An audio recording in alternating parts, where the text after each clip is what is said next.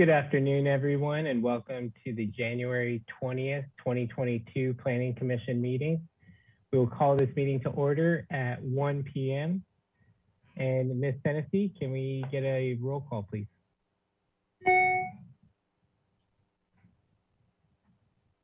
Thank you. I will start the roll call. Chair Escobedo. Here. Vice Chair Bonderson. Absent. Commissioner Bach. Here. Commissioner Higgins. Here. Commissioner Lodge. Here. Commissioner Wardlow. Here. And Commissioner Wiscombe. Here. Thank you. We have a quorum. Fantastic. Thank you, Ms. Tennessee. So we will move on to preliminary matters, in which, Ms. DeBus, do we have any requests for continuances, withdrawals, postponements, or addition of X agenda items? Thank you, Chair Escobedo. I did want to announce that the project at 1236 San Andreas Street, which is item 3B on your agenda, has been postponed to February 17th. So we will not be hearing that item today. Thank you. Thank you. And do we have any announcements or appeals? We do not. Thank you. So with that, we will open up public comment for items that are not on today's agenda. Ms. Tennessee, do we have anyone from the public that would like to give public comment?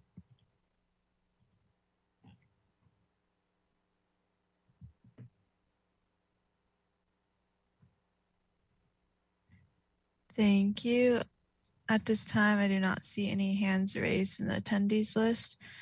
But while we wait, I did receive one public comment letter from Cass Ensberg, and that was distributed to the commission prior to this meeting.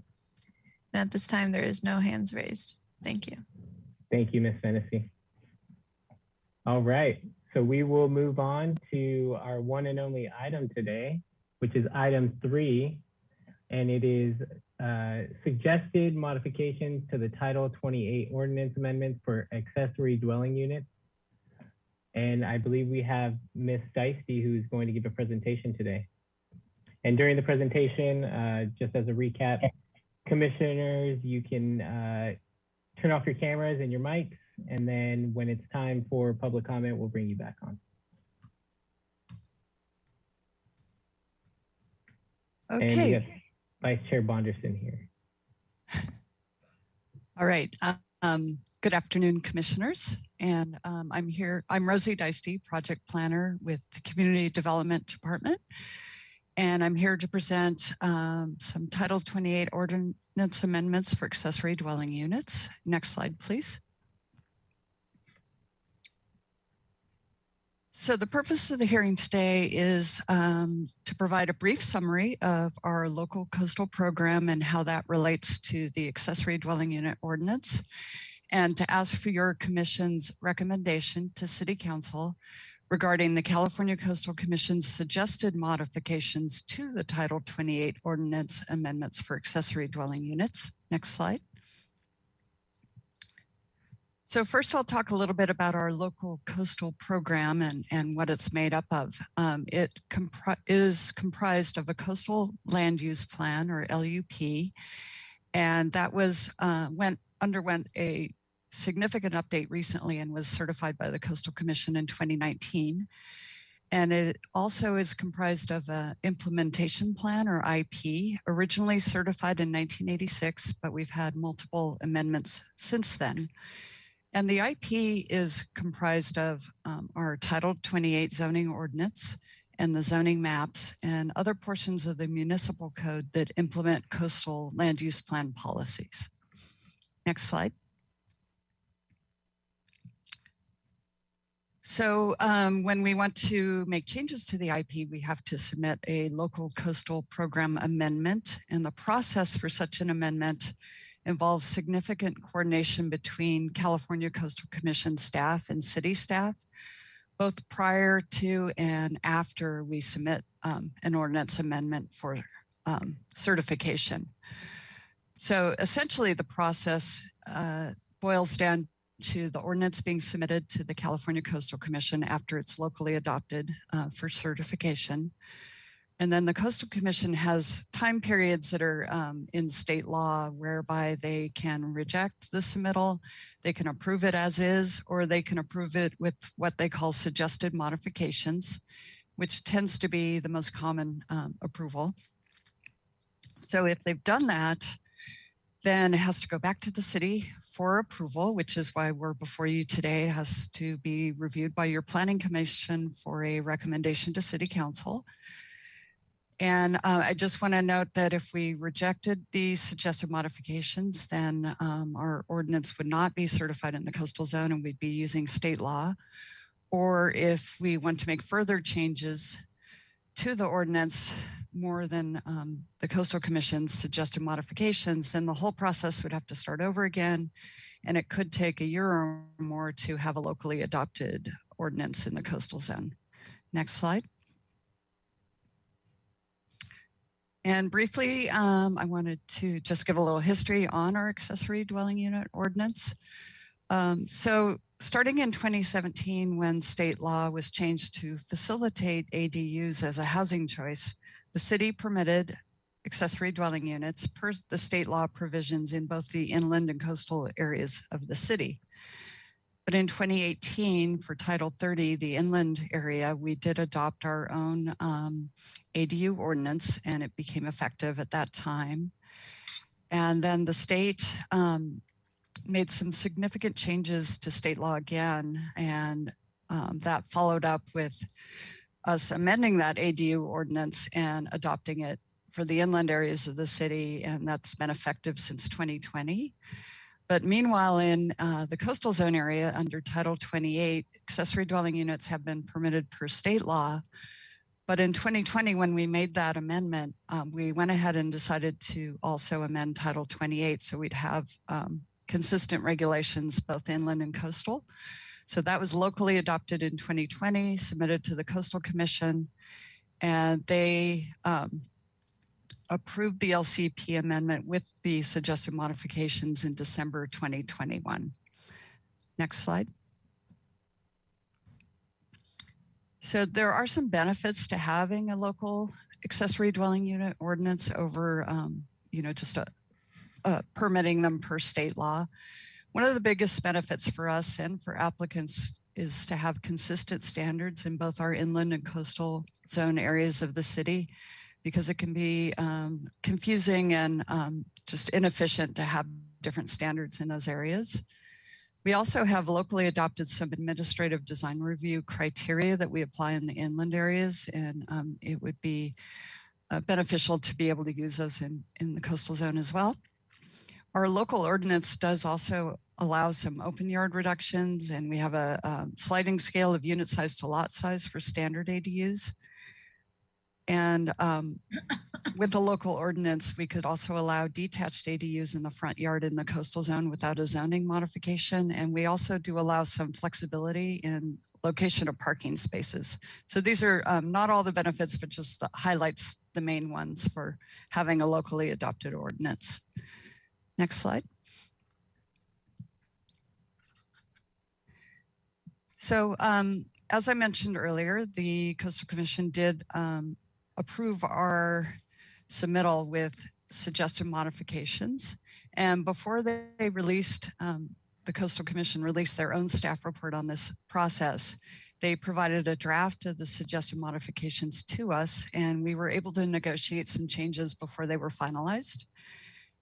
What these changes do is essentially clarify the coastal development permit requirement for accessory dwelling units based on the Coastal Commission's interpretation of the California Coastal Act Section 30610, which allows the Coastal Commission to specify which types of development may involve a risk of adverse environmental effects and therefore would require a coastal development permit in order to protect coastal resources.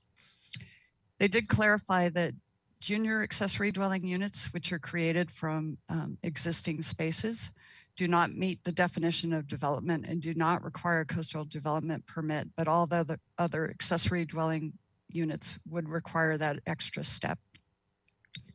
The Coastal Commission has told us that they are implementing this interpretation statewide, and it will be formalized in a memo, which is due out in another week or two. Next slide, please. So should your commission agree to the suggested modifications, it would then go next to City Council for adoption as an ordinance amendment. And then the next step is the Coastal Commission at their next regularly scheduled monthly meeting would have a step where they concur that the process was legally adequate. If that all occurs in the timeframes we expect, then the Title 28 Accessory Dwelling Unit Ordinance would be effective in April 2022. So any new projects that came in as of the effective date, it would apply immediately to them. And we have allowed a grace period for applicants that are in the process. So they have 60 days to sort of finalize their project and obtain a building permit to continue under the state law regulations, or that they would have to comply with our local ADU ordinance. Next slide. So I'll just end on the recommendation to forward a recommendation to City Council regarding the Coastal Commission's suggested modifications to Title 28 Ordinance Amendments for Accessory Dwelling Units. And I'm happy to take any questions. Thank you, Ms. Dicey. I'm going to welcome my colleagues back on camera. And Ms. Dicey, you can turn your camera off. We are going to open up public comment for this item before we do questions from the commission. Ms. Fennessy, do we have anyone from the public that would like to give public comment? Thank you. If you would like to make a public comment, please follow the instructions on screen. And we did receive one public comment letter from Steve Johnson, and that was distributed to the commission prior to this meeting. And at this time, I do not see any hands raised, so I'll hand it back to the commission. Thank you, Ms. Fennessy. And so we'll turn back to the commission for questions for Ms. Dicey and staff. Commissioner Balke, you want to kick us off? Yeah, I've got a number of questions, and I did talk to Ms. Dicey at length about some of the questions I have. The first one, could you, for everybody's edification, walk us through the current coastal development process for ADUs, and then what the distinction between that process and what the Coastal Commission's process is, and what your proposal was to the Coastal Commission? I'm trying to make sure everybody knows what the distinctions between those are to start with.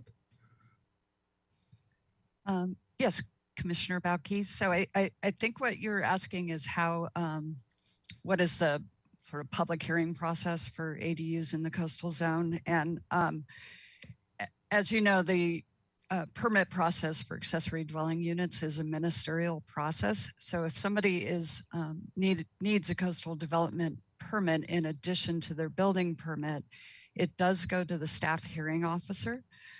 But the decision is announced during preliminary matters, and the staff hearing officer can receive written correspondence, but it is not a public hearing. So the project descriptions and the findings are read into the record, but that's the extent of the hearing process for a coastal development permit for accessory dwelling unit.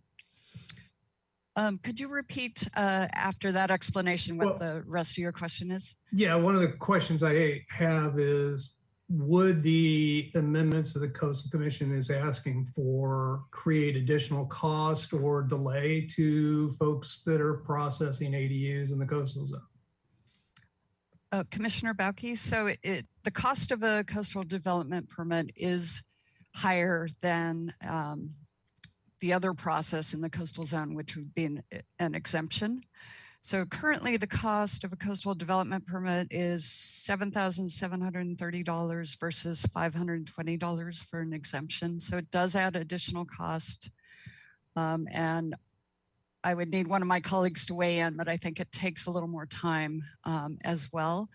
I do understand that because of this, staff is working on streamlining the process for applicants for accessory dwelling units. And I may ask Ms. DeBusk or another staff member to explain that a little better if they're available. Yes, Commissioner Balke, I can confirm that it does take more time to get the coastal development permit, I would estimate it adds a minimum of 3 months, to be honest, just to go through the 30-day development review process, have the applicant address any items that are lacking on their plans, then to get it scheduled for the staff hearing officer meeting, doing the public noticing, et cetera. So it does add not only cost, but time. We are looking at ways to streamline the process, but I don't know exactly what those would be at this time. And I don't know if there would be an associated cost reduction. It really depends on how streamlined we can get with this. Okay. Another question I have is I've reviewed both the Coastal Commission's guidance letters. There's 2 of them that they've promulgated so far, and now they're suggesting that they have a 3rd one, but it's not written and nobody has seen such.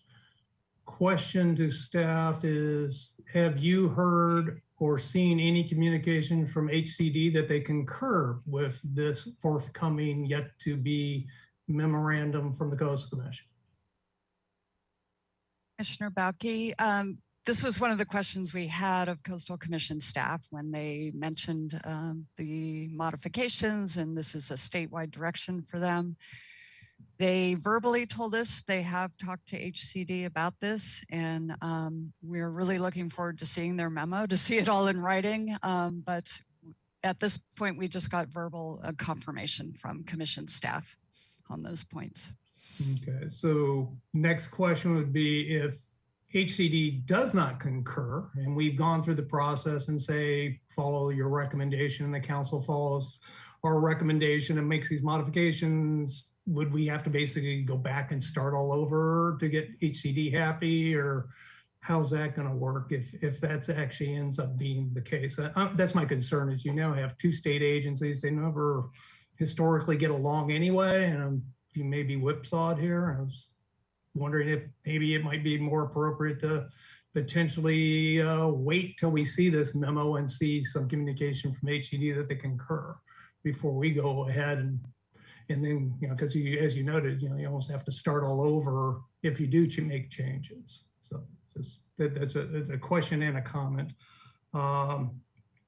The other one I had was on the issue that we got the comment from the gentleman which provided us in the public comments, a letter from HCD which mentioned size requirements in the multifamily.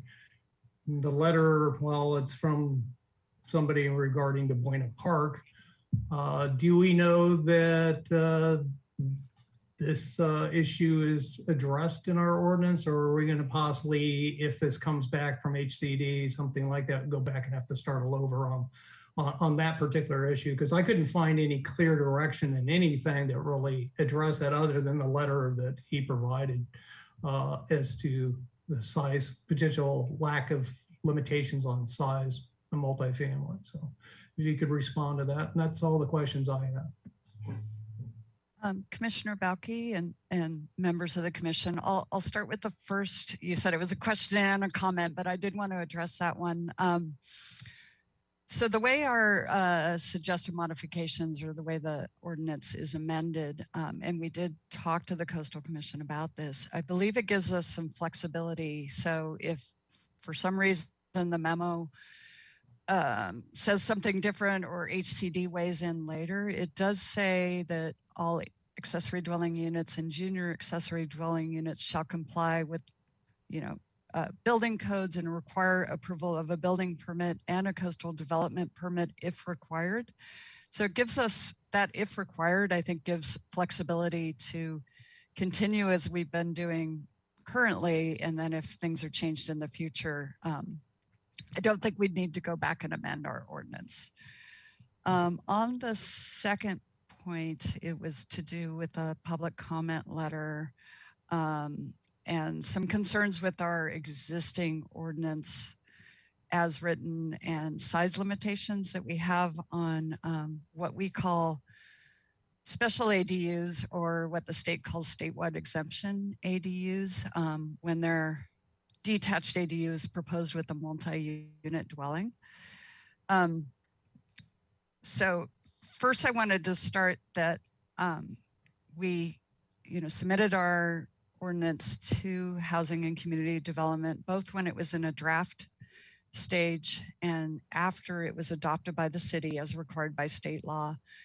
And during both of those submittals, the person who reviewed our ordinance has not commented at all on any of our provisions in our local ordinance being inconsistent with state law. I think HCD has actually had it since November 2020, and we've received no comment letter. And I agree with you that it is a little ambiguous when you read state law, whether we are allowed to do a maximum unit size on those particular types of ADUs. And because this was brought up, I went back and reread a memo that HCD has put out regarding, it's a general memo they put out as guidance on how to implement the state's ordinance. And it says that a local government by ordinance can establish minimum and maximum unit size requirements for both attached and detached ADUs. And it also goes on to say that statewide exemption ADUs is an ADU of up to 800 square feet, which is what we have put in our ordinance. So we believe we're consistent with state law, and we haven't heard anything to the contrary from HCD.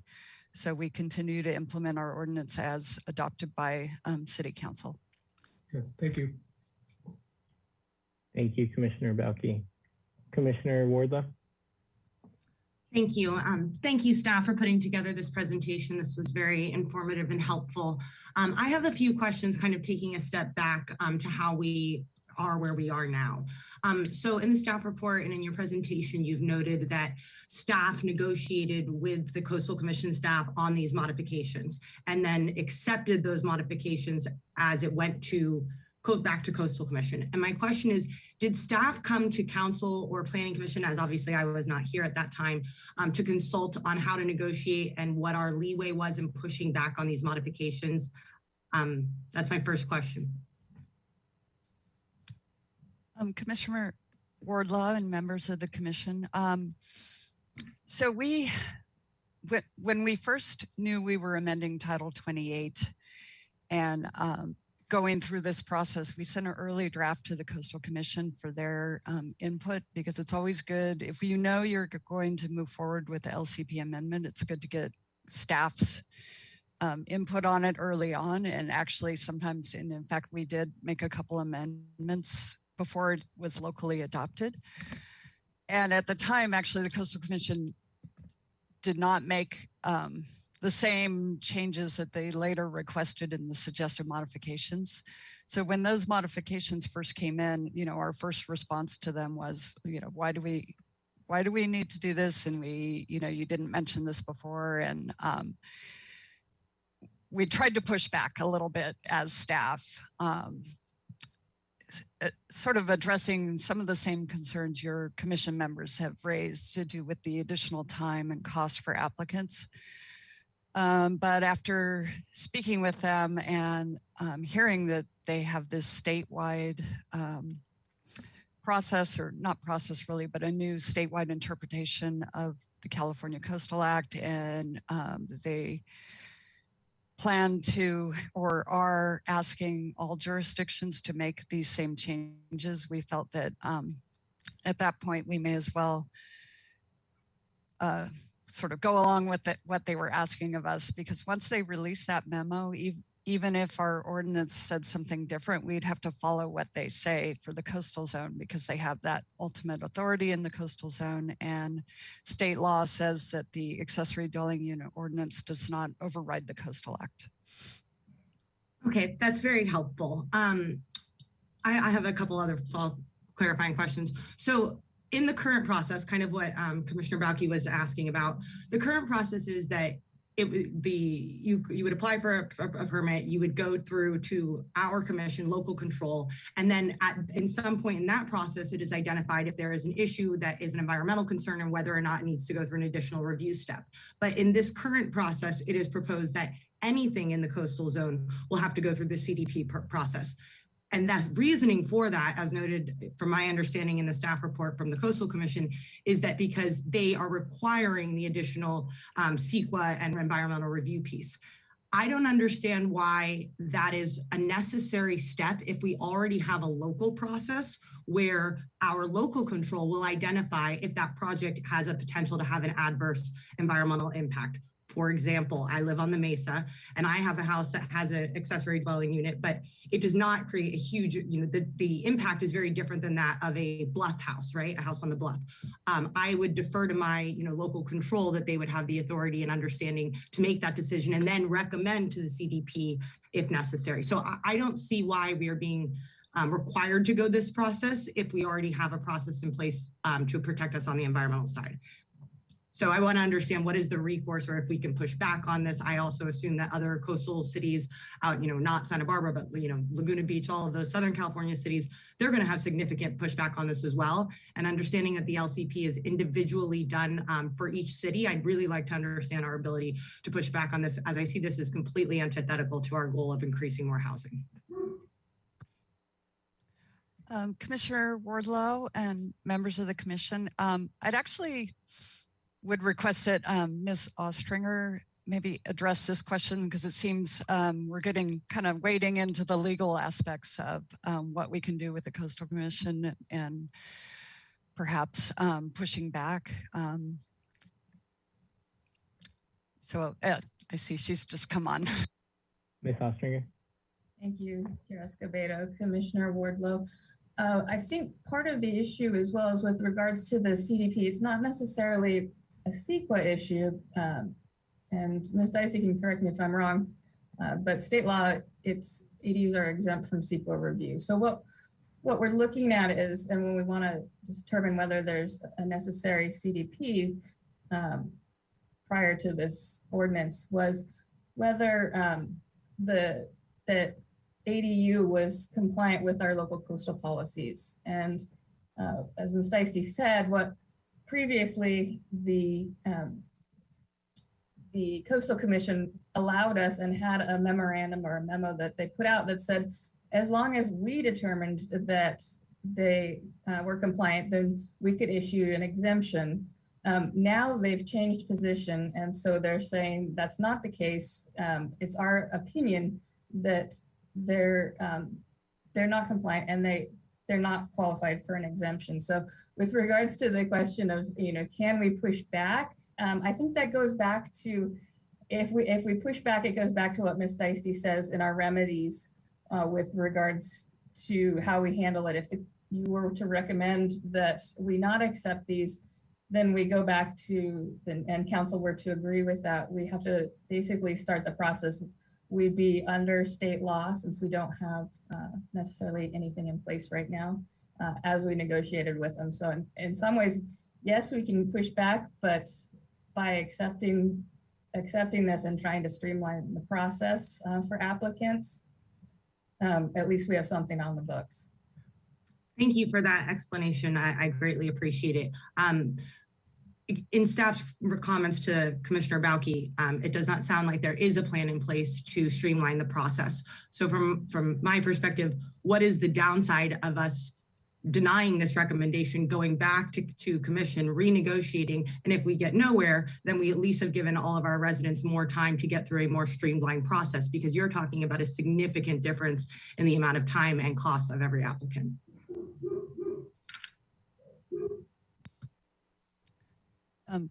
Commissioner Wardlow and members of the commission. So the downside again is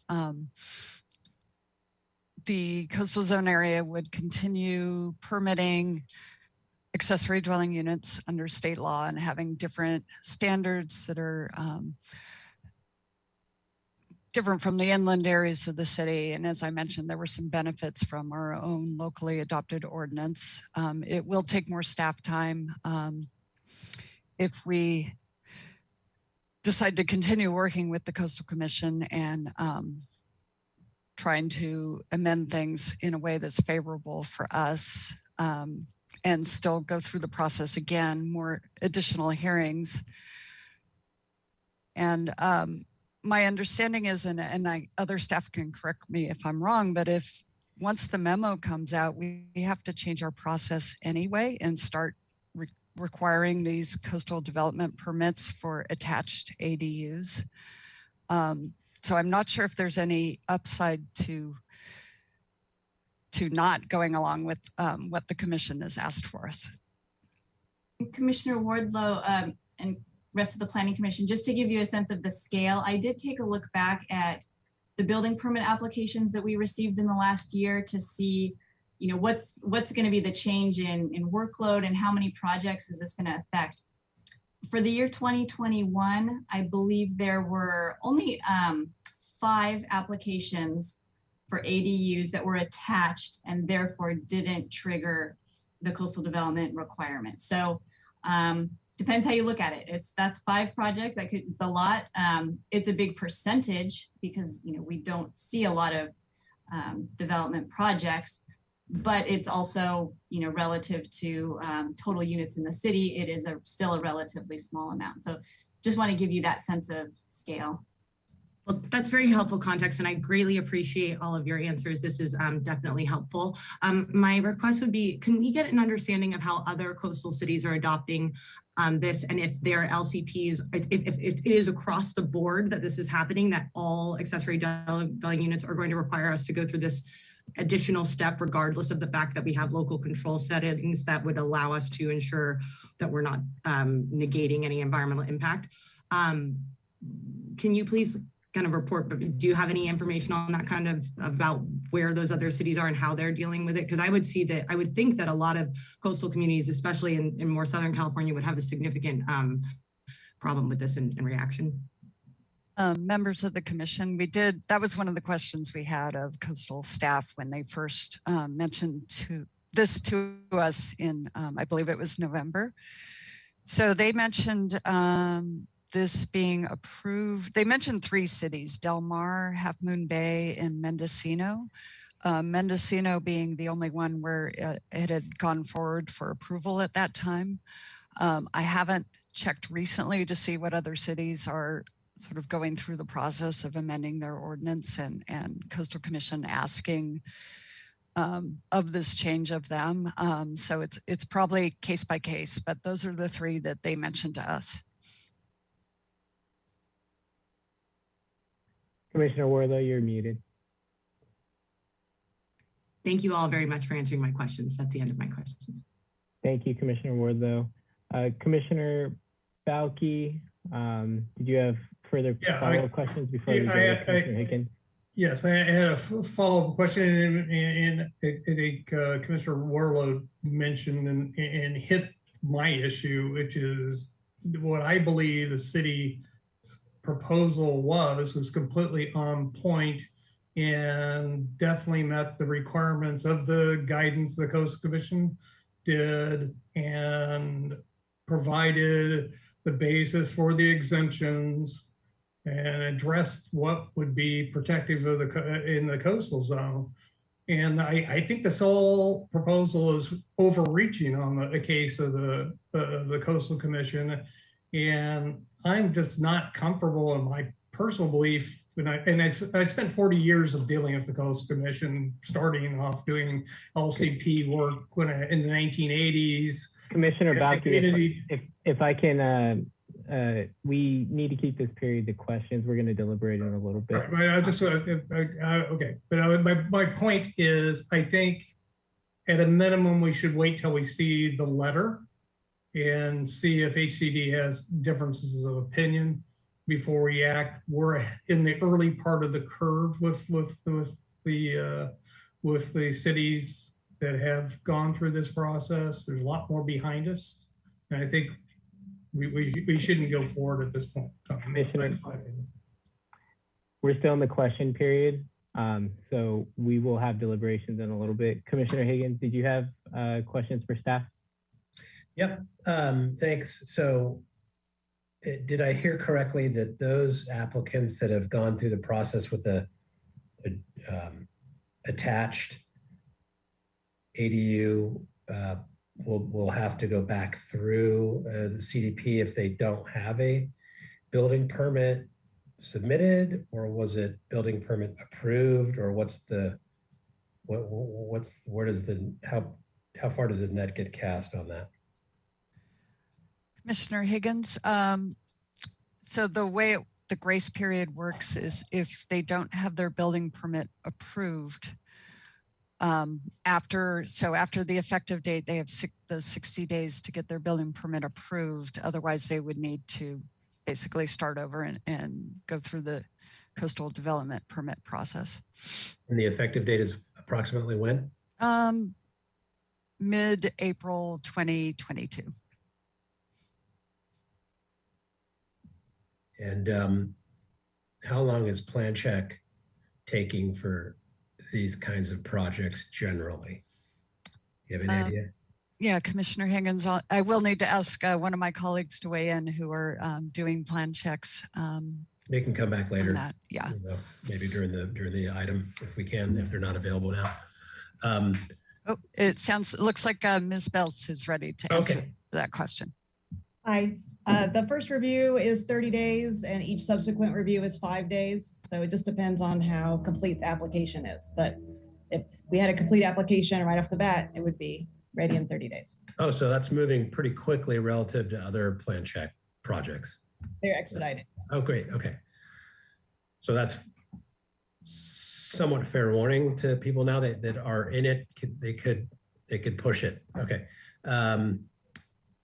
To Ms. Dicey, just an overview of parking, if you could tell us. It doesn't look like this amendment has any influence over parking standards, but could you just remind us what requires parking on-site in terms of replacement of garages or carports, and then give us a little bit of background on the map and the staff report about those key areas near access points and what the process is for homes that are near those points. Commissioner Higgins, yes, I can summarize the parking requirements for accessory dwelling units in the coastal zone because they're different from the inland areas. And this is because our coastal land use plan policies, they're specifically in the public access section of the coastal land use plan. They're very strong on preserving certain areas of the city for public access to the beach and coastal recreation.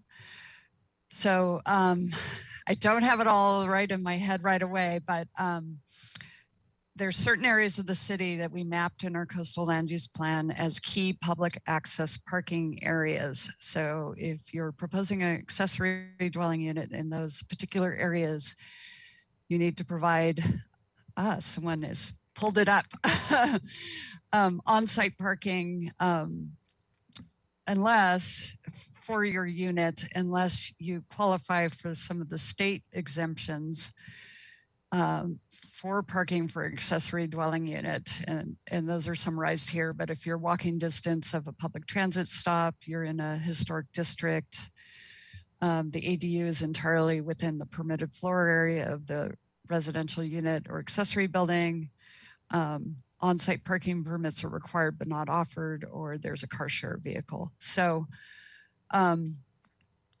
if you're outside key public access areas, and the lot is developed with a single residential unit, you do not, and you meet these measures to reduce demand, you do not need to provide that parking space. Oh, okay, let me give you a scenario. If I'm within a half mile of transit, but I'm near the key parking area, and I'm putting an ADU in my garage, do I need to provide on-site parking to replace my my lost parking from my garage? Okay, Commissioner Higgins. So you mentioned if you're near the key public access area, but you'd actually have to be within on the map. Yes, you're on. Yeah, you're on it. Okay. You're on the yellow. In the yellow area. Yes, then you would need to provide replacement parking. Or you're on the pink. The pink, yeah. The pink. Okay, got it. All right, thank you. Appreciate it. Okay, but now that doesn't change with your with this amendment, correct? Correct. Do you think now in your negotiations with coastal staff, do you think that they're going to want to change that in the future, or was that brought up at all? Commissioner Higgins and members of the commission. So you may recall we negotiated parking standards in the coastal land use plan quite a bit with the Coastal Commission. It was one of their sticking points, I would say. And they actually are pleased with the way we wrote our Title 28 ordinance amendments and sort of honored those parking policies that took a lot of effort with the Coastal Commission staff. As I mentioned, they're really protective of parking for access to the beach and coastal recreation areas. So I would not expect them to want any changes to the parking standards. Okay, so that's good to know. It's relatively stable. Yeah. So relative to other types of things you're talking to the Coastal Commission about. Correct. That aren't stable. All right, thanks. Those are my questions. Thank you. Thank you, Commissioner Higgins. Commissioner Wiscombe, questions for staff? Thank you, Mr. Chair. Yeah, I just am listening to the discussion and have a couple questions for staff. Were there, having been part of the LCP update process for several years, and I know the difficulty and the length of time that you negotiated with the Coastal Commission on many of the items in the LCP. I just wondered, were there other suggested modifications that the Coastal Commission staff made that you were able to successfully negotiate out of this ordinance, so we end up with just the two suggested mods? Commissioner Wiscombe, no, they initially came in with only these two suggested modifications. We worked with them just a little bit to tweak the language that they provided to us initially, and then kind of came to an agreement on the final wording. But yeah, it was only this topic was what they were concerned with. Okay, and then I appreciate that answer. And how long was this process, Ms. Dicey, for getting through this process to get these two suggested mods into recommended ordinance and onto the Planning Commission? I mean, how long did you work with the Coastal Commission on this? I know they had the one memo and then they put out the unofficial memo, which was going to become official, and that type of thing. So was it a lengthy process to get to this point? And would you anticipate that if you had to go back to them, it would be, how long do they have? Another year? Is that right? Commissioner Wiscombe, I think, so really our work with them on this ordinance amendment would have started when we first gave them a draft back in 2020. And then we did get some comments from them. And you may recall when we first came to the Planning Commission with these ordinance amendments, there was a delay, and I believe we had to schedule a second Planning Commission hearing because their comments came in too late to accommodate them before that hearing. Right. So it has taken some time.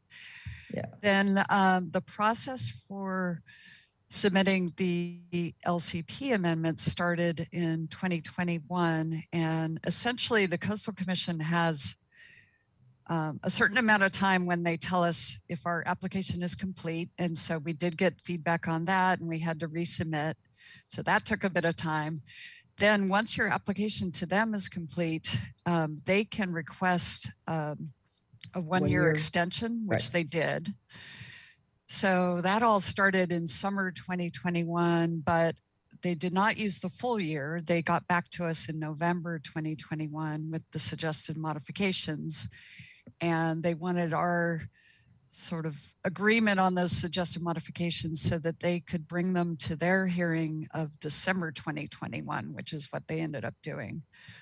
So maybe perhaps about a 6-month process with them. And if we go back to them again, they can also request that year extension again. Is that correct? Because the process has to start all over again where they approve our submittal and then they can ask for the extension. Is that correct? Commissioner Wiscombe, I assume it depends on what we come back to them with. So if you recommend and City Council adopted more additional amendments to the ordinance, then it would likely be deemed a new LCP submittal and probably subject to that whole process. Okay. Other options are, as stated, is if we just decide or it's deemed we're not going to accept their suggested modifications, then we basically have no locally adopted ordinance in the coastal zone, and we would be approving these accessory dwelling units per state law. But again, as I've mentioned, if their memo comes out and the memo direction is to require coastal development permits for attached ADUs, we would have to start doing that anyway, even if we haven't amended our ordinance. Okay. Okay, thank you. So what does staff agree that the suggested modifications provided by Coastal Commission staff are supported by the Coastal Act? I mean, they cite sections of the Coastal Act. So is staff in agreement that what they're suggesting is reasonable with respect to the Coastal Act?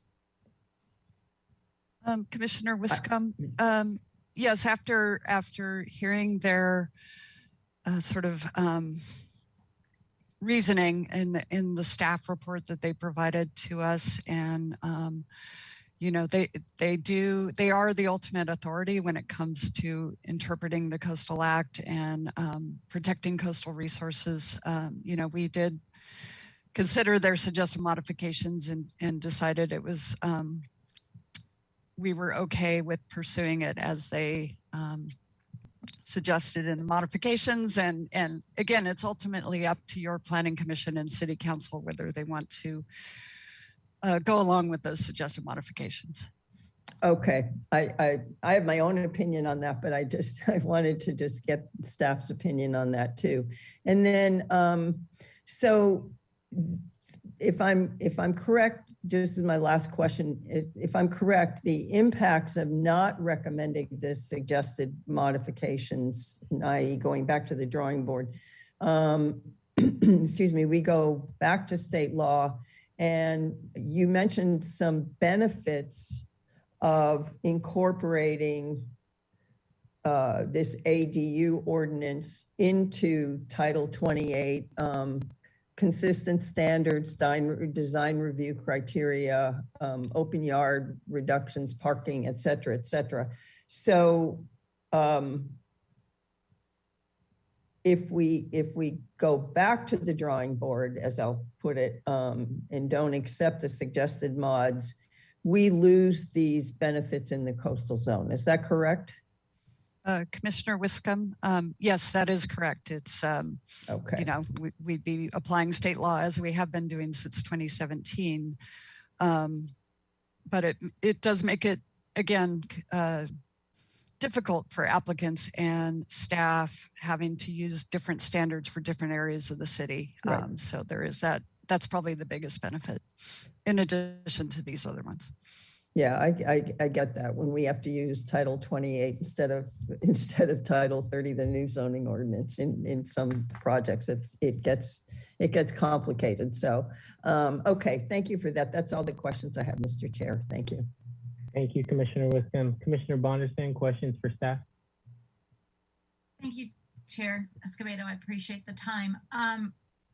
My first question, I believe, will go to Ms. Deisty, and I want to be extremely clear and just blunt with my question, even though it may seem obvious, because I don't want to make any errors as I proceed in my question.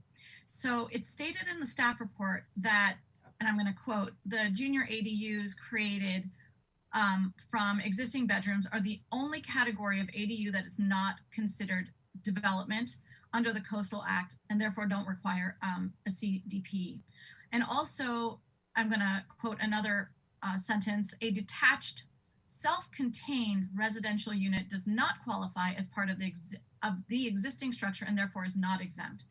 What I'd like to know is, are conversions of existing structures on the site, even if they are detached, but they're already existing, and the conversion remains within the footprint of the existing structure, are those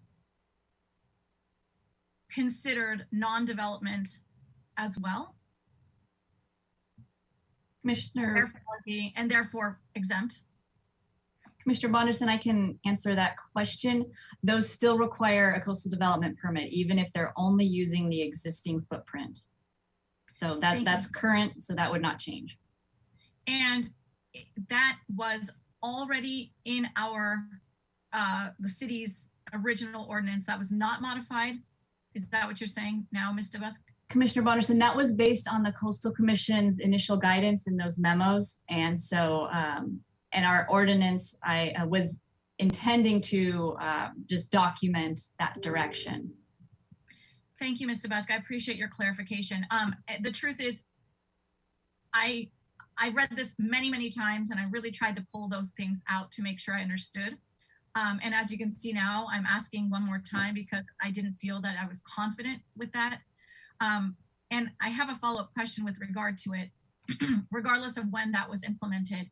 Can you give us here, for anyone listening, a verbal explanation, aside from the staff report, a verbal explanation on why a structure that is existing, that is being converted within its own footprint, will require a CDP? Commissioner Bonderson, the reasoning is because it's a new unit. So it's considered a separate unit. I believe the Coastal Commission referred to it more as a guest house. That's the language that they used in the memo. And so even though there may not be structural development, they considered it as development. And can you build on that a little bit? What is the reason that, I don't know if you can speak on their behalf, but could you tell us what you understand the reasoning to be, why that is considered new development and not just, you know, if the structure hasn't changed, the impacts probably haven't, the environmental impacts haven't, the views haven't changed. What justifies that decision? Commissioner Bonderson, I would not be the best person to answer that because I've had a hard time reconciling that direction from coastal staff from the beginning. If it's the fact that it's a separate habitable space by a separate occupant, it's no different if it's detached versus attached. So in that respect, that's always been an issue. I think ideally we would have liked to go the other direction and say that an existing detached structure does not need a CDP, you know, but that's not the way that their direction is going. Thank you, Ms. DeBusk. I appreciate your candidness, and I actually feel exactly the same way. And it wasn't even clear to me if that was the way that I understood it, but now it's clear, and so I can move forward. My next question has to do with the public comment that we received by Mr. Steve Johnson. And I wanted to know more about whether we as a city council, or even Coastal Commission can override the state mandates on ADU. And if specifically if the local ordinance can be drafted with size requirements per Mr. Johnson's email. These actually have been questions that I've had in the past myself. So it would probably be very helpful for all of us on Planning Commission, as well as the public listening today, to understand if or how, as a city, as council, as Coastal Commission, how do we have the authority to change the state mandate so significantly? So I guess I'll just streamline that into a question. Are Mr. Johnson's statements accurate? And if so, how are we legally allowed to impose size limits when California state law states otherwise? What's the hierarchy of power here? How can we justify what's being done? Commissioner Bonderson and members of the commission, I'll start with that. And if Ms. Ostringer wants to weigh in, she can follow me. But so we do not intend to or override state requirements for accessory dwelling units. And it's not something we would do as a city. We drafted our ordinance with the intent to comply with state law, but adopt locally relevant standards where state law allowed such. So as I mentioned earlier, when you read the state law, it talks about size limits for ADUs in various parts of the legislation. And it's not entirely clear that you cannot establish a size limit for those particular statewide mandated detached ADUs that are on a property with an existing multi-unit structure. And again, I pointed back to the guidance that HCD puts out that says that local governments can by ordinance establish minimum and maximum unit sizes. So we had no intent to override state law, and we don't believe we did, and we haven't heard differently from HCD. Thank you, Ms. Deisty. So let me just make sure I understood. Is the documentation put out by the state simply silent on the size limit? They're not imposing it, but they're also not saying one way or another what it should be. Is that what I understood? The guidance document put out by HCD, they bring it up in a couple of different places, but one of them is a question: can minimum and maximum unit sizes be established for ADUs? And the other portion of it talks about what is a statewide exemption ADU. They don't specifically address that one particular situation of the detached ADU on a lot with an existing multi-unit structure, but they're silent on that particular type of ADU. But in general, it says twice, that local governments can establish minimum and maximum unit sizes. I did see the attached letter where there was a different opinion expressed on a different city's ADU ordinance. Again, we haven't heard from HCD that we did anything to the contrary. Thank you. I think that clarifies the question, and hopefully whoever's listening and is also curious about this topic will find that to be more clear. I'm going to just repeat that you said in 2 areas of the HCD, they do discuss that local communities can work on their own size limitations, that they can establish their own size limitations, correct? Correct, but Commissioner Bonderson, I would add to that they do have certain sizes that we have to allow. So I don't want to say we can establish any kind of minimum or maximum. There are some limits to that, but that's clearly stated in the state law. Thank you. I really appreciate you going at that one step further. And just to hear it loud and clear, are we within those required minimums and maximums? Commissioner Bonderson, yes, we are. We actually have minimums that are lower than what was stated in the other cities' letter. Our minimum unit size is like 150 square feet. It complies with the building code, and then the maximums are set. It's a little complicated because it depends on what type of ADU you have and where it is, and we have different size maximums, but they're consistent with state law. Okay. That's what I wanted to hear. Thank you.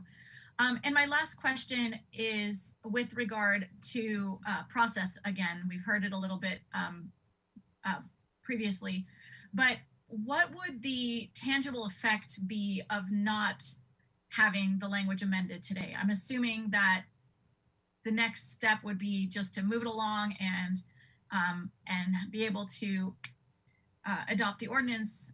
But in the event that we do not, and it slows everything down, what would be the net gain of having the language be more clarified at this time, taking the time to do that step again?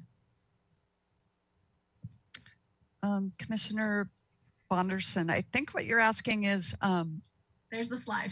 Oh, yeah. So the benefits are listed here, but again, I think as I've mentioned, so the two suggested modifications are fairly minor, and they sort of clarify when a coastal development permit is required. Even if we don't make those changes in our ordinance, and we're continue to permit accessory dwelling units per state law, once the Coastal Commission's memo comes out, and if it's going in the direction that they verbally told us it would go in, we would need to start requiring a coastal development permit for attached ADUs. So we're kind of losing the benefits of having a locally adopted ordinance, but we will still be needing to require the coastal development permits. And what is the, to be very loose with this question, but how much control do we have to request another consideration of removing the modification or amending the modification that we are looking at today with the Coastal Commission in an effort to not have to require the mandatory CDP be applied to conversion projects that are in existing structures? Commissioner Bonderson, so we are already requiring coastal development permits for the conversion projects. So if we wanted to change that, I'm not sure what the process is, and maybe somebody else on my team can weigh in. I see Ms. Ostringer and Ms. DeBus coming on. Chair Escobedo, Vice Chair Bonderson. I just wanted to clarify, and I think Ms. Dicey said it earlier, the way we've actually written the ordinance and worked with the modifications that the Coastal Commission requested of us. If for some reason they change positions again and decide that they don't want, or that exemptions are allowed for attached, then we've written it such that we could, this ordinance allows us to go back to our older policy. So that is a good benefit of the flexibility, just to be clear. If we don't have it, or the commission chooses to not recommend the modifications, which is within your authority, as Ms. Dicey said, if the memo does come out and it requires the CDPs, we have to follow the state direction. And I'll let Ms. DeBus speak to policy considerations as we move with the Coastal Commission. Commissioner Bonderson, my understanding from the last meeting that I was in with the coastal staff is that if we wanted to amend our ordinance in some way to allow these without going through a coastal development permit, the way to do that would be to amend our coastal exclusion section. So there are certain types of projects that we have specifically outlined that we say, these might not fall under a coastal exemption, but we're saying that they're excluded from a permit because they're not going to have any coastal impacts. So my understanding is we would need to use a similar process if we wanted to not require coastal development permits for these ADUs. Got it. Thank you. I was just taking notes.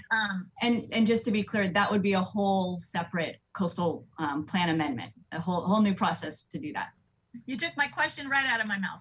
So the process here today would be to approve what we have in front of us, but amend the other document, the coastal exclusion section. Is that correct? Is that what you Commissioner Bonderson? So that option is not in front of you today. We are just looking to amend the existing ordinance. So if those were comments from you, then we would pass those along to City Council. Very good. I hear you loud and clear. Thank you very much. That concludes my questions, Mr. Chair. Thank you. Thank you, Vice Chair Bonderson. Commissioner Wardlaw, questions for staff?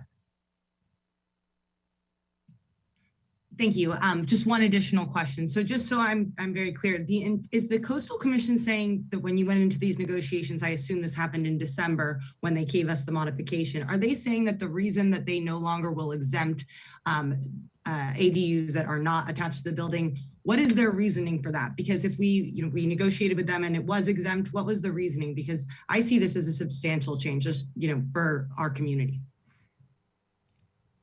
Commissioner Wardlow and members of the commission, their sort of bottom line reason for it seems to be that they feel attached ADUs could have impacts on coastal resources. For example, they mentioned habitat, views, things like that. And so they want that additional step of the coastal development permit to ensure that there's no impacts to coastal resources. So that's really the bottom line.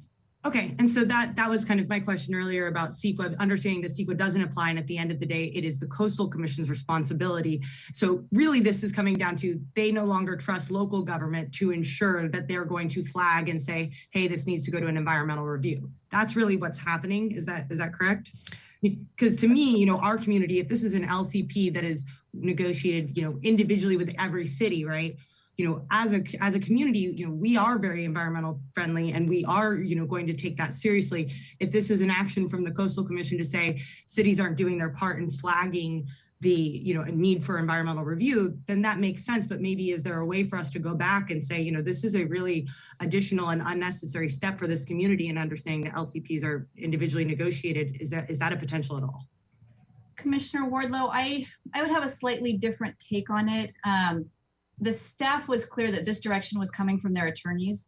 And I think it had more to do that there's a change in how they had originally written that memo, that is really what they had put in that original memo that no longer applies. And that that we should have been doing CDPs for all of these units from the beginning. So in those initial memos, they had kind of changed the definition of development and basically said that attached ADUs do not count as development.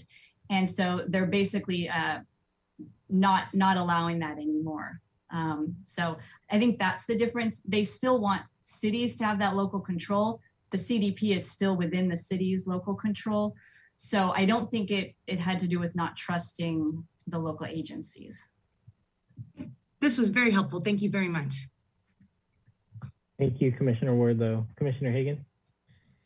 Yeah, thanks. So one question and one kind of a little bit of help on the questions that were asked about what's Coastal Commission trying to do to us. Remember, it sounds like from staff, they're saying it's Coastal Commission's doing a one size fits all for the whole state. So I think if you were, just like we don't want different ordinances between Title 28 and 30, Coastal Commission doesn't really want to have to monitor, I don't even know how many local agencies they regulate different ADU laws in different parts of the state. That's their perspective. And so I guess what I'm hearing, or in between the lines, is if you're adding people to a home, that's an impact, potential for impact. And maybe in some parts of the state, you got more coastal areas that are on septic, and more bathrooms and units and kitchens and whatnot might have an impact on septic systems and effluent into the coastal zone. That could be a reason. I still think, though, the Coastal Commission views people as necessarily an impact. More people, higher impact. More people living in a home takes out street parking for coastal access too. So I think I imagine they want the ability to regulate that or potentially review appeals. First question for Ms. Deisty, does that make any sense? Am I reading between the lines correctly? Second question, they retain appeal rights on these CDPs, correct? Even though they're ministerial, or do I have that wrong? Members of the commission, on your first point, yeah, I did want to bring up that they consider a change in intensity of use as development. So I think that's what you're getting at. If a building was a garage and now it's housing 1, 2, 3 people, right, that's a change in intensity of use. And that's why a conversion is considered development. On the second part, sorry, could you repeat again what the second one was? I get confused over appeals procedures in non-appeals jurisdiction versus Yeah. coastal zone. So are these appealable? Ms. DeBusk, I'm not as familiar either, but I assume Allison knows. Yes, thank you. So to be clear, I think you mentioned that it was a ministerial permit. It's not, it's still a discretionary permit anytime we do a CDP. What we don't have is a public hearing for these.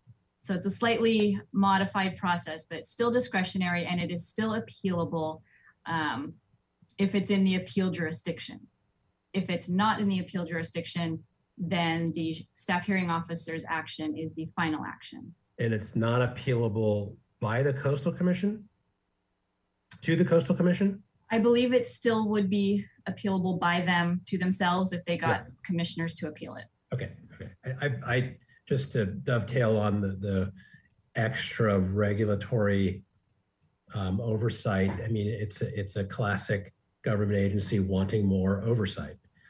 So they have more ability to monitor what's happening because there's a CDP associated with it.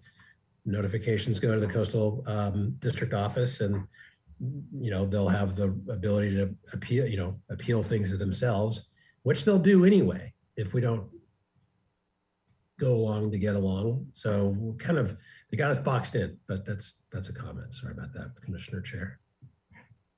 Thank you, Commissioner Higgins. That's your first and only warning today.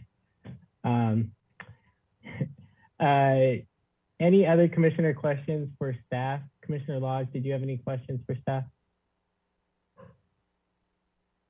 Okay. No questions from Commissioner Lodge. I'm not seeing anyone else jump on. Commissioner Lodge, did you have questions? No, what questions I had have been asked. Thank you. I have a couple of questions for Ms. Dicey. So I want to make sure that I'm hearing you right. So we've asked you a couple of times, what are the downsides and what are the positives and benefits?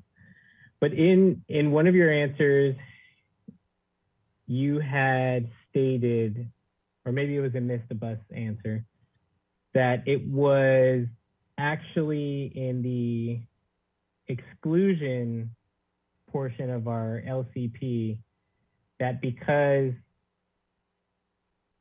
of their interpretation of that clause does not incorporate these ADUs, that if we went back with an amendment to our coastal plan for the coastal exclusion clause in there, that we could actually exempt these ADUs. Is that correct? Obviously, we would have to go through the full process, but is that right? Mr. DeBusk, I see something on too. Chair Escobedo, I honestly don't know the ultimate outcome. I don't know if coastal staff would be supportive of that type of a request. I think we would have to structure it in such a way that it's very clear that it's not a blanket exemption, that it would only apply in cases where there are no coastal resources, that sort of thing. So I don't know the ultimate outcome, but as I see it, that's one possible path forward. And let me ask a follow-up to that.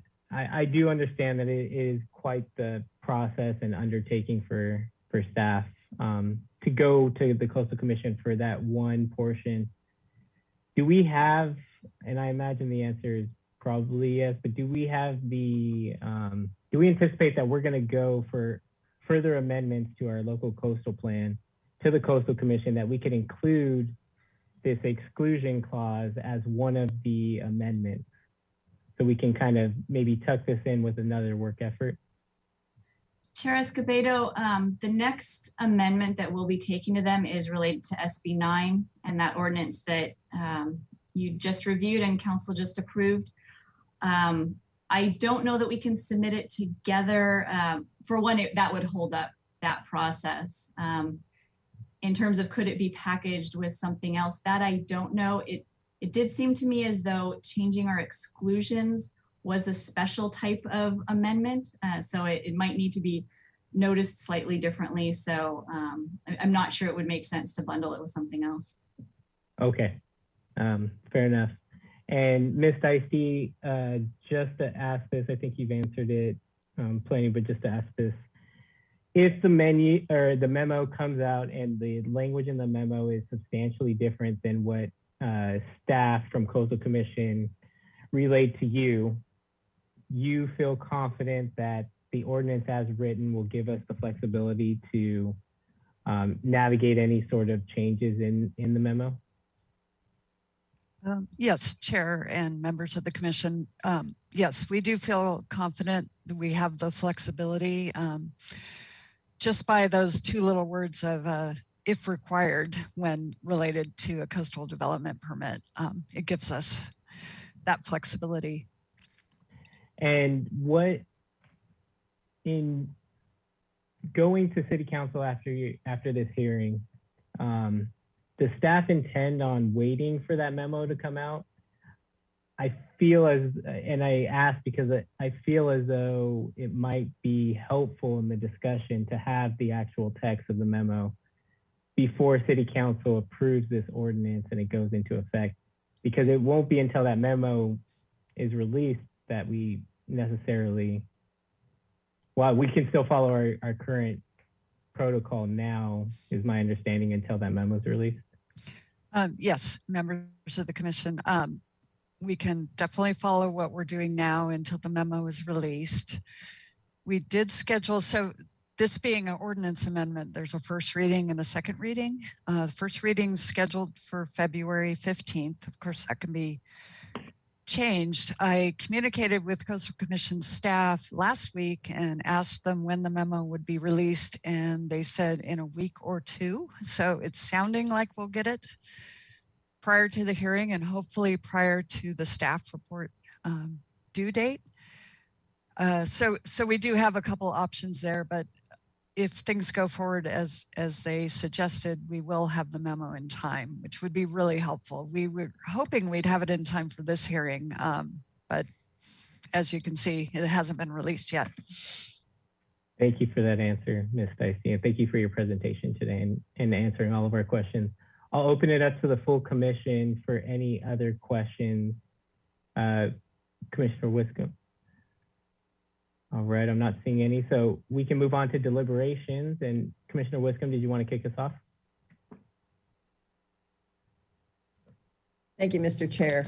Yeah, I do just, I appreciated the staff report. I also, having been involved in the LCP update process, appreciate the time and energy that goes into working with Coastal Commission staff to come to an agreement. I'm very driven by the benefits, the slide that Ms. Dicey showed about the benefits of having an ADU ordinance in Title 28.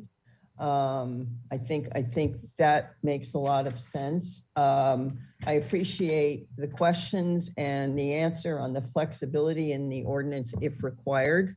I think that gives us some protection there in case something comes up that is unanticipated at this point.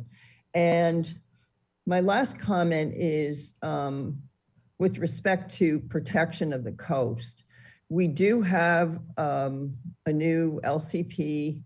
We have a new Coastal Bluff Edge. We had a project on Planning Commission. New Planning Commissioners didn't see it, but some of us did see it last year, that actually used the old Coastal Bluff Edge to present their project. And we caught that in time, and there were a couple minor modifications made to their project. It didn't impact their project in a big way, but things like that you know, could impact our coastal resources. So I am definitely in favor of agreeing to the suggested modifications. I know that they're going to cost you know, more time and more money, but I think our coast is really worth it for protection. So I will be supporting the suggested modifications and forwarding this as a recommendation to City Council. Thank you. Thank you, Commissioner Wiscombe. Commissioner Higgins? Just quick question on the front end of this. Is there a way to push the effective date to give applicants more time to get through the process as we know it today by even 30 days? Staff? Ms. Dicey, Ms. DeBusk? Commissioner Higgins, if we get on, if it goes as planned and we get on the Coastal Commission's calendar for April, it does become effective immediately, and it is written into our ordinance that the 60-day grace period. So I don't think we can change that. We do have a notice that's ready to go out to people with permits in the process to let them know this is coming. There's about just a little over 30 applicants as of the beginning of January that we would be noticing. I was waiting for the conclusion of this hearing before I sent the notice. So it's 60 days after effective date? Correct. So they have until mid-June, maybe. Yeah, okay. Yeah. All right. I don't know that this is the fight to pick with Coastal Commission, and I care about the coast, obviously, but in this particular instance, I care more about the work that our staff does with the commission and trusting the, I guess, sincerity and integrity of that process. And so I don't want to come across as undermining it, even though I'm not happy with it. I certainly don't think it's fair to pile on more time and fees, especially now in this market where builders or homeowners or developers are watching every penny with respect to tenant improvement costs and or new ADUs. So, but based on what we're hearing, we're going to end up there anyway with respect to additional permits for these kind of projects. And I think staff does a pretty good job at working with Coastal Commission holistically. And like I said, I don't like it, but I trust that staff has got this thing negotiated as best as possible. And given the alternatives, A, that we're going to get there anyway, and B, that leaves us with a completely different program in the coastal zone. I guess I'm going to reluctantly support what I'm hearing today. So I do appreciate the background and staff's hard work in dealing with this, and that they have to be kept on their toes quite frequently with Coastal Commission staff. So I'll support the amendments if somebody wants to make a motion at some point. Thank you. Thank you, Commissioner Higgins. Commissioner Lodge, deliberation. Commissioner Lodge, you're muted.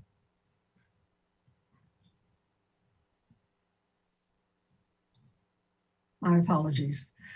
I would like to second the comments of both Commissioners Wiscombe and Higgins, knowing what staff has had to go through to get a new LUP adopted, and all the work. I too was surprised and disappointed by the change in the opinion about whether CDPs would be required.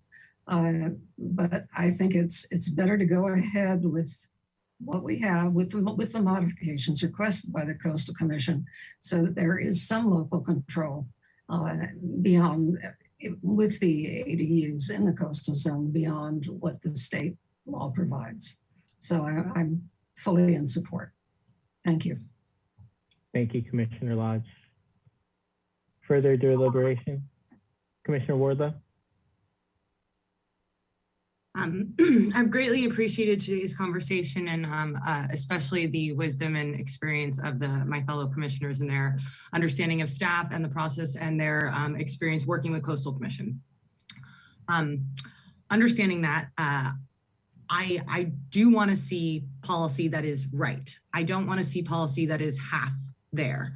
And to me, this is a policy that will directly impact every neighbor I have if they chose to create an ADU or wanted to have more housing availability, which is the fundamental purpose of why I'm involved in government, is to create more housing. And this is antithetical to that. So I really want to see, I appreciate the work that staff has done, but I am hopeful that there is a path where we can create a policy that is actually reflective of what our commissioners and city want. So I'm going to vote against this. Thank you, Commissioner Wardlow. Commissioner Balke, deliberation.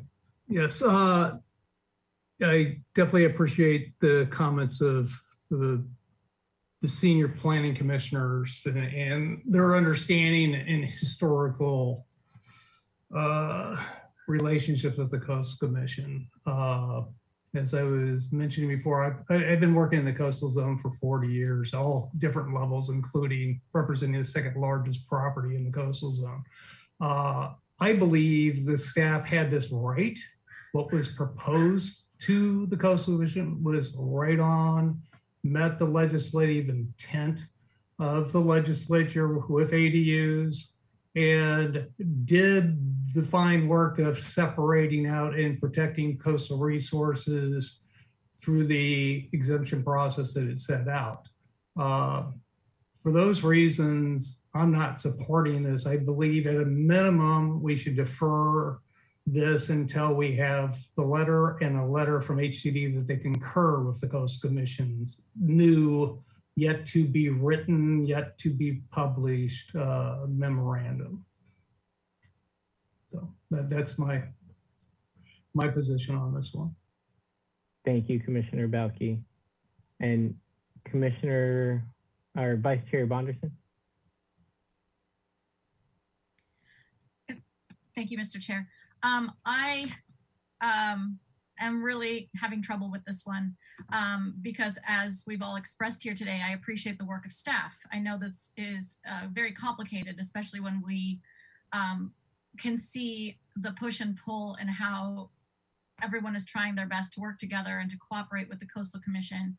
But I sincerely have trouble with the language of modification number 1, especially or exclusively. I don't have a problem with modification number 2, but the language that requires CDPs to, excuse me, I said that wrong. Proposed ADUs that are in existing structures, regardless of whether they're attached or not, but they're already existing on the site, to have to get a CDP for conversion seems very counterproductive. And it's going to require more time, more cost to the property owner, and it makes everything more complicated, which will very certainly cause homeowners to second guess whether or not they even want to add housing, and goes against the entire purpose of the state law that made ADUs more available and tried to help make the process easier and more supportable to get more housing. So I have to also say that I cannot support this at this time. I will not be in support of making these amendment, approving this recommendation. And I think that it would really be worth the time to get this right. We spend so much time writing and rewriting and going back and forth and having everyone review things to get to the finish line, and to have it so close but not quite right isn't the time for us to just say, okay, well, close enough, let's keep going. Otherwise, what was the point? We spent too much time to get this far and not get it perfectly, as close as we can to perfect, and this isn't close enough. So thank you, Mr. Chair. Thank you, Vice Chair Bonderson. Any other comments before I give mine? Commissioner Wardlow? I just want to thank the comments of all the commissioners, especially Commissioner Bonderson. That was very well said. I'd also, to me, I'd really like to understand what is the recourse for us and other cities. I see this as an example of, good intention, obviously from the Coastal Commission, but in application, this is going to create, this is not the right choice in policy for our community. And I'd really like to understand what other coastal communities that are also going to be impacted if this memo does demand this, what are the options that we can work together to fight against this? and ensure that we can get a modification that does not require this level of permitting for our community. Thank you. Thank you, Commissioner Wardlow. Other commissioner comments before I begin my deliberation? Vice Chair Bonderson. Just to make sure that I don't interrupt you or stop you after you were finished talking, I wanted to just place this comment here before you do your deliberation, Mr. Chair. After you are done, can we please ask to review the different options that we have today and how what a motion might require if we do not have a unanimous decision? I know that there's a slide for that. It's also in the staff report, but it would be really nice for staff to review that with us before we make the motion today. And I just wanted to put that here so that I don't miss my window right after you finish talking. That sounds great. Thank you for that, Vice Chair Bonderson. And staff, if there is a slide for that, if we could pull that up, that would be fantastic. So I'll begin my deliberations, and I'll start with thanking staff for answering our questions, for a great presentation, a very good staff report. I will be supporting the recommendation to City Council. I understand and I feel the same way about the concerns with these amendments, making the process longer and making it more expensive to realize. A really key piece to our housing approach and a key piece to the housing solution does not sit well with me. I don't think it is the appropriate step or the appropriate interpretation, but I think practically speaking, not passing a local ordinance would do far more harm than good. I think the better path that I would like to explore, encourage staff to explore is a question I didn't ask, but don't need an answer right now. But if there is recourse to challenge interpretations like this, we need to explore it. I also am in favor of exploring an eventual amendment to our coastal plan to work on that exclusions clause so that we can incorporate these ADUs and we can go back to our former policy. What is our current policy? I think that's the more appropriate action and a better action for the community of Santa Barbara rather than defaulting to state law. I just don't think that having two completely different approaches in the coastal zone and in the inland zone, it doesn't work well. So doesn't feel the best, but I'm going to be supporting the recommendation of passing the amendments as proposed in the staff report. And I will turn it back to the commission if there are further deliberations, comments, or if someone would like to make a motion. I saw 3 hands come up, so I'm going to go Commissioner Wiscombe and then Vice Chair Bonderson. Thank you, Mr. Chair. I appreciate all the comments to my fellow commissioners and the points of view, and I certainly understand the different points of view and the dilemma that we're in. So I guess I'd like to make a motion. Could we put the slide up again for the recommendation, please, on the screen? Do we have that? We'll give staff a second. There we go. Okay, yeah, okay. So I'd like to make a motion that we forward a recommendation to City Council regarding California Coastal Commission's suggested modifications to the Title 28 amendments for the accessory dwelling units. And that we also, I'm not sure quite how to word this, but also recommend to City Council that staff work on an exclusions clause as a future amendment. Does that cover that, Chair Escobedo, per your comments? Yeah, I believe so. And okay. I believe that's how Mr. Buss phrased it. Okay, so that's my motion. Vice Chair Bonderson and then Commissioner Lodge. Thank you, Mr. Chair. It's good that I went after Commissioner Wiscombe and her motion, because now I can ask a very specific question, see if I can get on board with this. I know that the recommendations we make here today are simply recommendations that go along with our decision, our motion. But I do recall that Ms. DeBusk said that a coastal exclusion section amendment would be the best way of handling those types of projects that I'm particularly concerned with. I have a question at this moment to staff, which will help me potentially make my vote.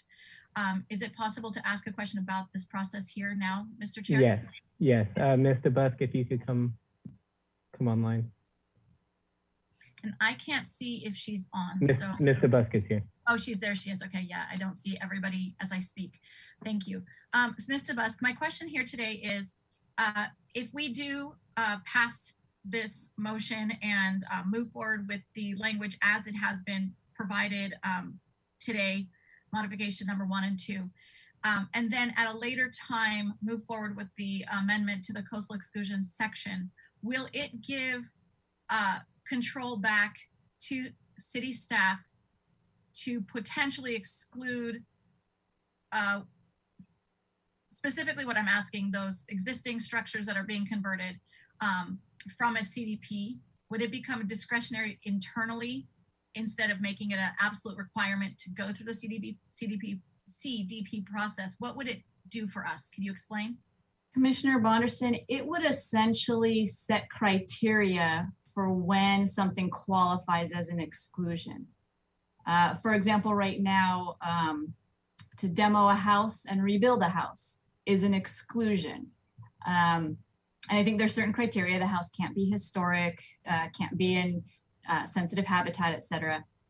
But that's how I would envision it, is that it would be something similar to that, where we set a criteria. If it meets those criteria, then, it's not a discretionary criteria. It's an objective criteria. And if it meets it, then it moves forward without a coastal development permit. And I know that you cannot single-handedly make this decision here today, but based on what you expressed earlier when we discussed this during the question period, do you foresee the opportunity to include existing structures that are being converted within their footprint into a coastal exclusion section like this, potentially?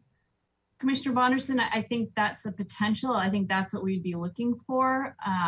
I do want to just be on, we'd have to start with research of are there any other communities that have this? Maybe not, because it hasn't needed to be an issue yet, but that's what we would start with.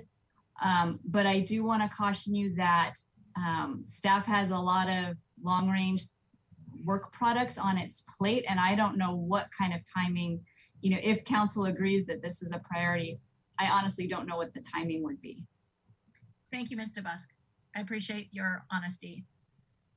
And I want to take us back to the motion that's on the table and ask if there's a second for the motion. Commissioner Lodge? Yes, I second it. I second the motion. Thank you, Commissioner Lodge. So we have a first from Commissioner Wiscombe, a second from Commissioner Lodge. Are there any comments on the motion? And I see Commissioner Higgins. So the motion includes direction to staff to start on an amendment to our exclusion section of the coastal zoning ordinance. Is that? No, Commissioner Higgins. The motion includes a recommendation to City Council. To do what I just, right. To if they so choose to develop an exclusion clause. That would be our Planning Commission's recommendation. I was almost convinced you were going to draw Ms. Ostranger into the screen with something not on the agenda. No way. You're right there. All right. Come on, Ms. Ostranger, yeah, come on back on. Okay. just to make Commissioner Higgins happy. Yeah, Show your face. Oh, there she is. Okay. want to just, I'll support it when it comes time to vote. And I think with the way this goes with coastal staff, they've got a relationship to maintain on a number. I mean, it's a full boat, and this is just a very small part of what they deal with coastal staff. So I don't think this is a hill to die on, but so I'll support the motion when it comes around. Thank you, Commissioner Higgins. Any other comments or deliberations on the motion before we go to a roll call vote? I'm not seeing any. And Vice Chair Vondersen. Just for procedural purposes, I want to double check with staff to make sure that if a vote is a no, that the comments that have happened preceding the motion and the vote will be provided to explain the no, or would you like that to be after? I believe that after your no vote, if you would state the reason why you're voting no would be more appropriate. But Mr. Busk, if you could clarify that for us. Yes, Chair Escobedo, that's exactly correct. Okay, thank you. So that's how we'll go is after your no vote, just a brief statement as to why you're voting no. And it'll be included in the minutes that get passed on to City Council. Any other comments or deliberations on the motion? I'm not seeing any. Ms. Fennessy, can we do a roll call vote, please? Thank you. I'll start the roll call vote. Vice Chair Vondersen. No.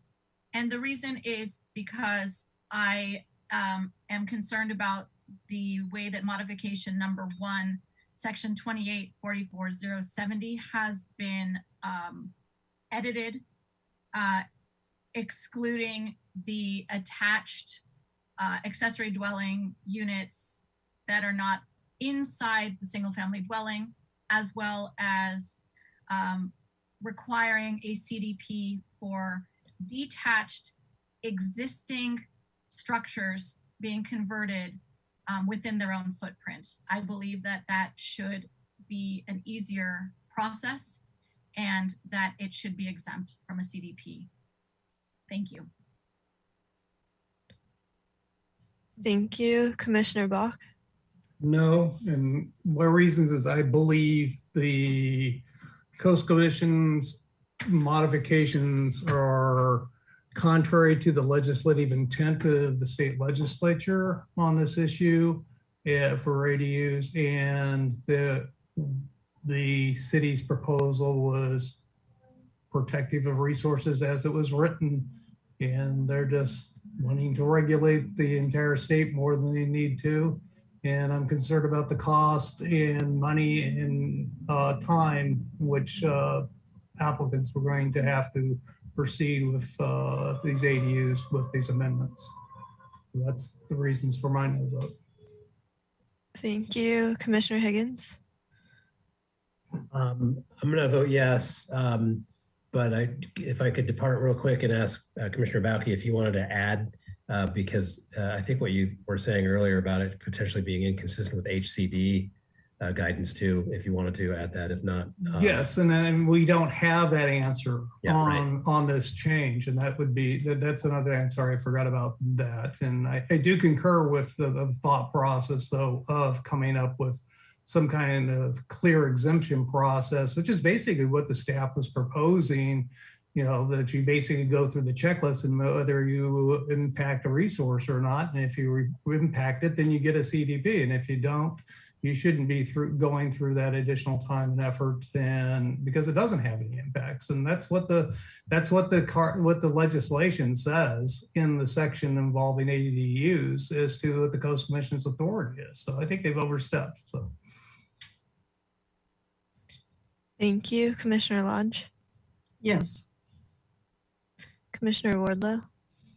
No, and my reasoning is the modifications proposed by the Coastal Commission, I believe, are an overstep, to reiterate Balki as well. It creates unnecessary and additional processes and procedures for our residents, and I feel that it is not the right policy, and I think we can do better. I hope that our commission, our city council, will work to ensure that this is not included in our community. Thank you, Commissioner Wiscombe. Yes. And Chair Escobedo. Yes. Thank you. Motion passes 4-3. Thank you, Ms. Hennessy. And with that, that closes out item 3A and takes us to the administrative agenda where, oh, Commissioner Higgins. Did you, get at this hand raising button. Just a question, because ordinarily during lunch meetings, we would, when an item like this continues to City Council or an item is appealed to City Council that we have a decision on during a lunch meeting, we would, somebody would volunteer, they'd be assigned to go to the City Council on the item to represent the Planning Commission. So I don't recall if we ever, how we do that now, because we don't have lunch meetings. So, and so I guess my question is, Chair, is do you want to do that now or do we do that later when it's calendared? Let's do it now, since it is going to be calendared so soon in the near future. If Mr. Busk, since I've joined the Planning Commission, I've only had one lunch meeting, so I'm not familiar with this this process. So if you could help us out. Thank you, Chair Escobedo. I honestly don't know that we have had a practice of having commissioners represent the motion on the zoning ordinance amendments. It's been on appeals where we've asked for representation. However, that's not to say that you can't. So if you wanted to appoint someone to represent the Planning Commission, we could certainly do that today. Okay, so my recollection of it might be the same, but that it's usually someone from the majority, but that doesn't prevent people in the minority from expressing their views, but it gets a little messy if it's more than one. But maybe that's a subject. Globally speaking, we can deal with Planning Commission guidelines, but up to you, Ms. Chair, if you want to go there now. Yeah, maybe we'll table that for now. We can go to Commissioner Wiscombe if she has any thoughts about it. Thank you, Mr. Chair. My recollection is we normally do it when it's scheduled and that we really don't go to ordinance. But if we do, or if we do go and we are representing the Planning Commission majority position, and any planning commissioner that's in a minority position is, I think, able to speak on behalf of themselves as their opinion, but not on behalf of what happened at Planning Commission. But I always think that we wait till it gets scheduled and then Mr. Busk comes out and says, you know, we need a representative or we don't need a representative. So. Thank you, Commissioner Wiscombe. So Mr. Busk, did you want to add to that? I was just going to say, we typically hold off on scheduling it just because we don't know the timing. In this case, we know that we're scheduled for February 15th. So that'll be here before you know it. So it does make sense. If you want a representative, it makes sense to do that today. Okay.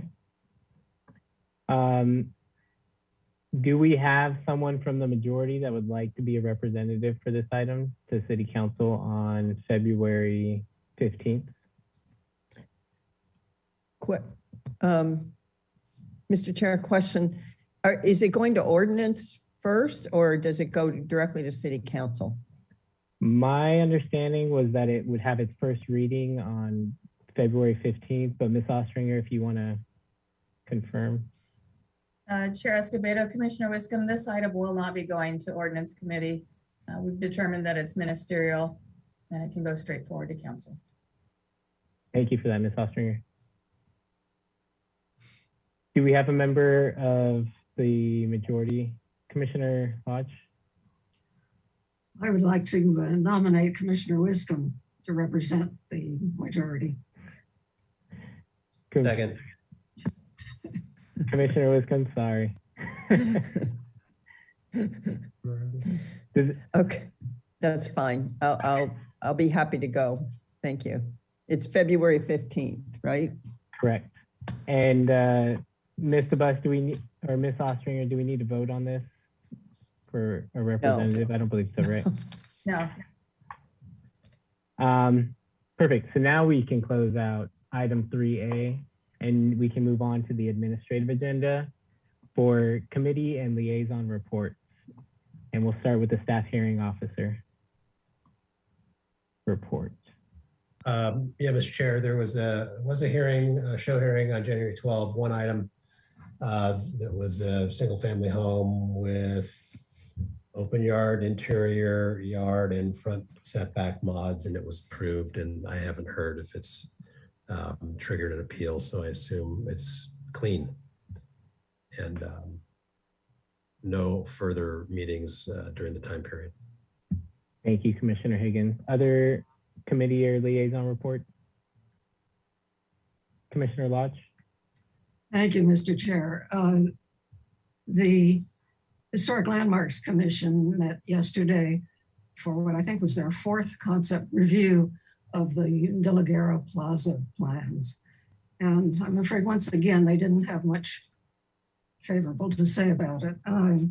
Although some were pleased with the plans for sort of making what is the presumed front entrance, although I personally don't consider it the front entrance to City Hall, more to make it stand out more. And the entrance on Anacapa, that is. All of them wanted at least some lawn. It was just too much hardscape. There were concerns about the proposed loggia on the side that sort of has an angle. Generally, the concern was that it detracted from City Hall. It was overly bold, I think was the word that one commissioner used. And most of them were opposed to the splash pad.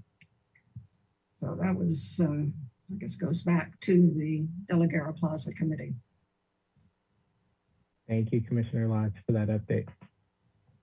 Other committee or liaison reports? All right, I'm not seeing any. So with that, we can adjourn this meeting at 2:52. Our new commissioners are getting spoiled with these quick meetings. But good meeting today. Thank you, everyone. Stay healthy, stay safe, and we will see you soon.